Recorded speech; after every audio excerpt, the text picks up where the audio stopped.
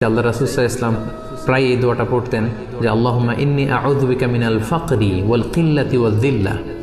এর মানে হচ্ছে, হে আল্লাহ, আমি দারিদ্রতা থেকে আপনার কাছে পানাহ চাই, আমি স্বল্পতা থেকে আপনার কাছে পানাহ চাই, আমি লাঞ্ছনা থেকে আপনার কাছে পানাহ চাই। যে আল্লাহুম্মা ইন্নী আউযু বিকা মিনাল ফাকরি ওয়াল কিল্লাতি ওয়াল যিল্লাহ। তার মানে দারিদ্রতা এটা চেয়ে নেওয়া যায় না আল্লাহর কাছে, বরং এটা থেকে পানাহ চাইতে হয়। এবং এটা থেকে কিভাবে আপনি দারিদ্র সীমা থেকে উপরে উঠে কিভাবে নিজের ভাগ্যের চাকাকে পরিবর্তন করবেন, কিভাবে আপনি স্বাবলম্বী হবেন, কর্মসংস্থানের ব্যবস্থা আপনি কিভাবে করবেন, সব সময় কিন্তু আল্লাহ রাসূল সাল্লাল্লাহু আলাইহি ওয়াসাল্লাম এই ব্যাপারে আমাদেরকে উৎসাহ দিয়ে গিয়েছেন। আমি অনুরোধ করব, আপনারা যারা লাইভটি দেখছেন আপনারা শেয়ার করে দিন, তাহলে এখন যারা অনলাইনে আছে তারাও এই লাইভটি থেকে, আলোচনাটি থেকে উপকৃত হতে পারবে ইনশাআল্লাহ।